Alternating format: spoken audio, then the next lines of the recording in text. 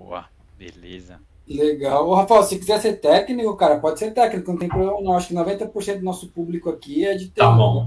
Manda bala.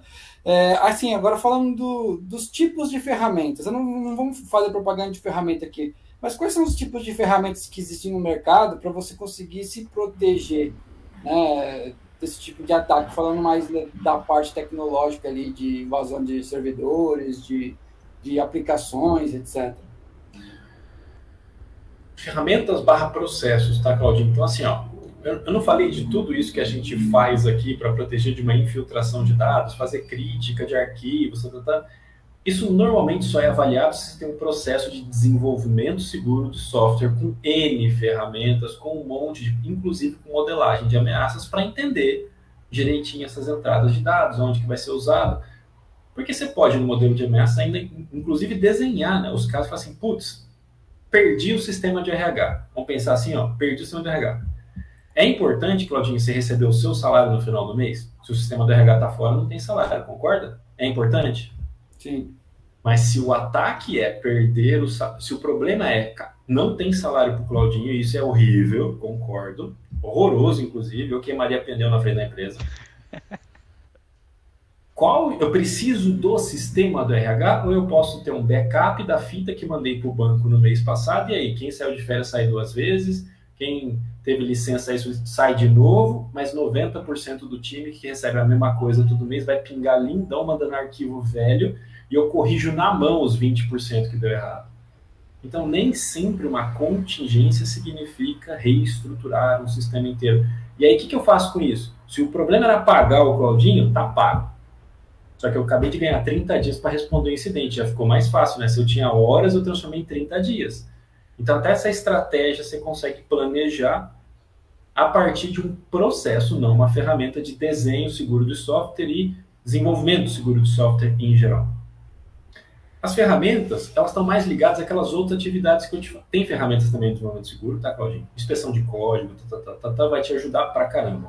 Esteiras de desenvolvimento com inspeção de código, com open test, com as técnicas e processos tradicionais. Mas também, ó, a gente não falou de compartimentalizar os produtos? Ferramentas de rede, segmentação, microsegmentação nessa hora, vão ser de grande valia, porque quanto mais bem segmentado for, você recupera. Não fala nome de produto judia, mas vamos lá. Existem coisas, por exemplo, em nuvem, que você troca de paradigma, né? Sabe aqueles file system que você tem, que você bota um arquivo, o coleguinha, né? Você bota um arquivinho aqui, o coleguinha aqui, Thiago, tira o arquivinho. Controle de acesso até tem, mas versionamento, histórico, é pífio. Quando tem, é pífio. Você tem modelos de arquivos em nuvem que, inclusive, se você colocou e o Thiago alterou uma vírgula, ele não escreve o arquivo, ele guarda a sua versão original, a versão com mais uma vírgula do Thiaguinho, mais o meu que tem mais um azinho. Puta, então, na verdade, na internet vão ter 3, no sistema de nuvem, vão ter 3 arquivos com os nossos nomes, quando foi que a gente alterou, e se o Ransomware vier criptografar isso aqui? Ele vai criar uma 4ª versão criptografada, e eu tenho as outras 3 anteriores nativamente na ferramenta. Então, tem tecnologias que estão mais prontas para não te deixar na mão em caso de falha. E aí você vai poder, inclusive, olhar, mas qual foi a conta desgranhenta que comprometeu? Puta, eu posso olhar no histórico e até ver quem que foi o maledeto que foi comprometido. Que não é bem uma ferramenta de ransomware, mas é mudar um pouco a tua arquitetura, a tua topologia, a maneira como você compartilha arquivos para coisas um pouquinho mais novas e que partem de um outro paradigma, né? Você botou um troço lá, ele é meio que imutável, ele é aquele seu, é aquele controle de acesso. Você alterou, não alterou o que estava lá, você criou uma nova coisa que é a partir daquela velha uma coisa nova. É um modelo de gerenciamento de versão que foi estendido para o compartilhamento de arquivos. Estou tentando não falar nome aqui, tá, Cláudio? De nuvem. E quando a gente falou de voltar backups, cara, existem tecnologias e ferramentas que trabalham com coisas chamadas tipo air gap. E aí, se você procurar, você vai acabar achando os nomes das ferramentas, mas enfim, que são tecnologias que você faz o backup, sim, mas ele não fica um ambiente de backup que se conecta o tempo todo na sua rede, ou seja, tem literalmente um espaço de ar ali. Em algum momento aquilo dropa todas as conexões e só durante o backup é possível chegar de um lado para o outro. Para quê? Para se você perceber que seu ambiente está comprometido, não tem como chegar daqui e ali. E aí você tem um lugar que, nem que você tiver aqui com fita, você traz de volta e não é tão trivial. Então você pode preparar uma contingência para... Backup é contingência para indisponibilidade, seja de ransom ou de qualquer outra coisa. Um pouquinho mais refinadinho do que simplesmente guardar em fita num lugar que se conecta o tempo inteiro. Por quê? Senão você vai fazer backup também do dado cifrado, né? E aí você pode, se o cara ficar te sacaneando, você pode perder esse dado e, putz, você não tem o que fazer. Então, tem um monte de ferramentas nessa jogada inteira. Além das ferramentas, Claudinho, de monitoração. Nessas horas, segundo conta. Então, sabe aquela história que a gente faz assim, ó? Puta, pega todos os logs da empresa inteira e manda pro CIEM. Que cagada. Por quê? Se você manda os logs da empresa inteira, vai ter 1 bilhão de arquivos e eventos para o cara processar. Até ele chegar no evento do começo da criptografia, pode levar horas para esse arquivo ser gerado, exportado, parseado, analisado. Quando o CIEM fala assim, peguei um ransomware, beleza, é morta. Porque quando ele tomou esse alarme, já é 3 horas depois do evento registrado no arquivo de tanta coisa que chega lá. Então, neste caso, menos é mais. Então, manda só o essencial, só o que gera regra, só o que dispara alarme. Então, tem um puta mau uso que é assim, ó, concentrador de logs é uma conversa, CIEM é outra. Se não tem uma regra, se não tem um alarme, se não tem uma tomada de decisão automatizada, não tinha que estar no CIEM. Porque senão você está poluindo o CIEM, você está colocando alguma coisa que vai dar um lag de propósito, você mandou para lá, é um lag de propósito que você causou no seu sistema de detecção. Isso não é inteligente. O legal é, para você guardar todos os logs da empresa, manda para o concentrador de logs. Ou stashão, né? Ou local. Você precisa de qualquer... Você volta lá para olhar. Mas aquilo que você quer monitorar, esse seletivamente você manda para o CIEM. Para, em teoria, Claudinho, disparar a regra o mais rápido possível. Porque, segundo conta, pode ser a diferença entre você salvar 1/3 do ambiente, metade do ambiente, 70% do ambiente, literalmente puxando o cabo, tá? Não estou falando de nada sofisticado, não. Alarmou, cara, puxa o cabo do switch, vral! É isso mesmo. Tem problema nenhum. Numa situação dessa vai ser plenamente compreensível. Passa a tesoura no cabo. Depois você crimpa outro, não tem problema. Começa de novo. Mas vai ser muito menos dolorido crimpar um cabo do que sair de uma sinuca de bico dessa. Então, tem muita ferramenta nessa brincadeira inteira. Dá para horas aqui, ainda mais falando o nome, né? Esse é mais fácil ainda. Mas tem essas diquinhas aí, dessas características, se você pesquisar, você acha também.